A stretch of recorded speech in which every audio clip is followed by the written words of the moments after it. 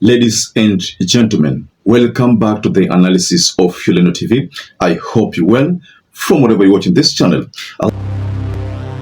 Allow me to first of all thank you, all of you who have responded since I made a request of your subscriptions. More people have been subscribing to this channel. More people have been liking our videos. Thanks so much for that response. Now, I don't want to waste a lot of time. I want us to delve into something that I could not unleash during my previous video, the video that I shared about the AUC Mjadala debate. Why? Because I wanted you to just listen to what Raila Odinga said there. It was very, very important for those who did not get an opportunity to watch the session. I sampled those bits of Raila Odinga where he was actually issuing his statement so that you can get to understand what he really said. Now, here gets the reaction on that video. You know, the introduction part of that video, I don't know how many of you paid attention to it. Of course, I didn't share the other bit of Mahmoud Ali Youssouf, the Djibouti candidate, but I only shared the part of Raila Odinga. There's a very important reason why I decided to share that part. You know, these debates are all about, policies. Getting the audience moved is one of the most important things. That is for those people who are attending debates. Now, looking at what Mahmoud Ali Youssouf said in terms of his introduction, and then taking a keen interest in looking at what Raila Odinga said there, already that was telling you that Raila Odinga was already stealing the show. I mean, honestly, I will share that part of Mahmoud because there's someone who reacted in the previous analysis and asked me why I had not shared Mahmoud. In that video, it was all about Raila's statements. So that's why I was categorical when I made the introduction that I was going to share Raila's statement. So in this analysis, ladies and gentlemen, I'm going to share Mahmoud Youssouf's statement, the introduction part, and I will share again Raila Odinga's statement, the introduction part, so that you can get to compare. In the field of value addition to the abundant wealth that we have on the continent, in the field of trade, inter-African trade, I have acted as the African Union High Representative on infrastructure. And in this I know that we have very comprehensive programs in PIDA, Program for Infrastructure Development of the continent. What remains is action. And what I want to promise the African people is that I am going to lead from the front to ensure that we achieve the visions of the founding fathers of our continent. I thank you. If you ask me for my scorecard, ladies and gentlemen, I'll be honest with you. I give Raila Odinga 9 out of 10. You can't give someone all the points, but I give Raila Odinga 9 out of 10. And I give Mahmoud 6 out of 10. Why? Because if you look at the deliberations there, Raila was more of experience. What he brought to the debate was experience. And the fact that he is a Pan-Africanist.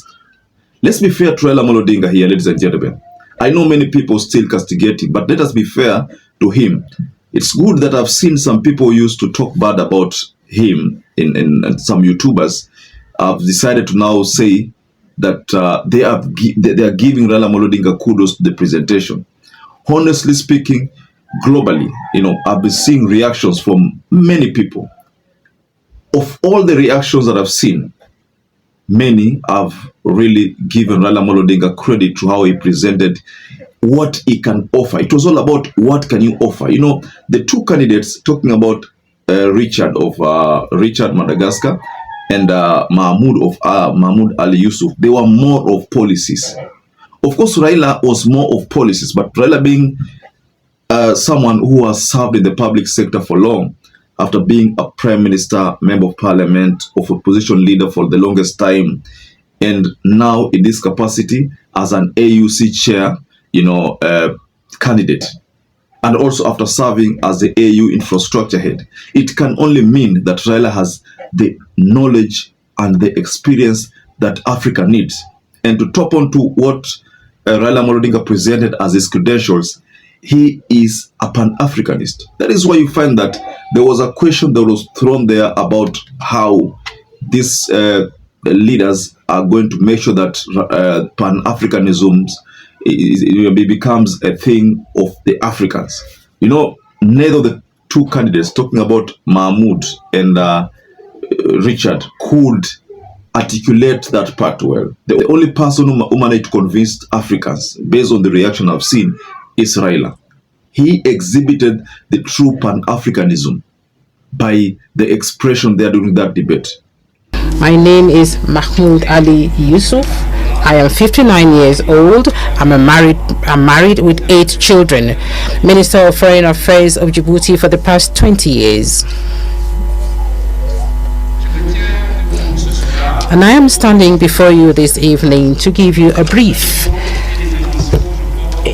presentation of my vision for Africa's future. Africa is at a crossroads of its evolution. Of course, it is actually lagging behind other continents in terms of peace and security, integration, and socioeconomic development. But Africa is moving forward. Africa is getting itself organized, and Africa is doing its level best to be on the international stage. The Africa that we want, an integrated, peaceful, and prosperous one, is first the choice of our people before the choice of its leaders.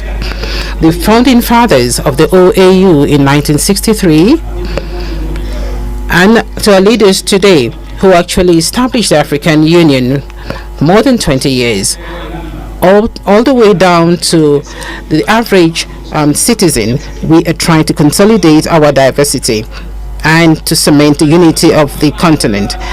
As we adopted Agenda 2063, and I know there are people who are still against him. You know, they will get people who are still against him. That's why I want to take you to some particular reaction here from a Twitter handler by the name Voice of Meru. And there's something Voice of Meru tells us. He says, Swahili aside from the UN Secretary Council, it is being debated there.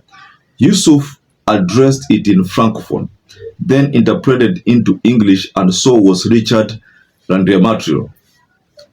Why wasn't it important to interpret Raila's English too into Francophone for Africa to hear? Okay, that is a concern. Then he goes further to say, there's also another reaction he has offered here. Let me just take you through this second reaction. He says, that same Twitter handler Voice of Mary says, Raila says Africa's land mass demands inclusion in the UN Secretary Council. Youssouf says the fact that 80% of what gets cooked in the kitchen is African, it's necessary that Africa be involved there. The latter and former sound diplomatic and militant, respectively. So Raila's statement sounded diplomatic, but Mahmoud's statement sounded militarily. You know, that's what this Twitter handler says, ladies and gentlemen. So back to our debate on why we think Raila Odinga stole the show. I personally, if you ask me, I'm honest with you, Raila stole the show. The introduction, and had already completed the whole thing. I mean, just after that introduction and how they presented themselves, the three gentlemen, Raila's introduction is one that people have been talking about. Of course, there are some naysayers here and there who decided to pick that part where Raila Odinga was very honest, saying that he is told that his grandparents came from Sudan. But how many people came from Sudan? So many. In fact, the Luos, you know, if you look at the tree, well, the origin, you find that majority of them came from Sudan. You know, so that is not something unique. It is something that is out there in the history. You know, we all came from a particular place. The big question is, where did Swahili come from? You are told that it's all about Bantu and Arab, you know, intermarrying. So all this history, these are not reasons why people should now start castigating Raila Odinga that he's not a Kenyan. I heard someone say that he's not a Kenyan because of the statement he made. No, I side with him because we all have somewhere we came from. So, ladies and gentlemen, I'd like to rest my case there. But what do you think about this introduction from Raila Odinga? Just go below on the comment section and you can offer reaction. Personally, I give it 9 out of 10 in terms of rating.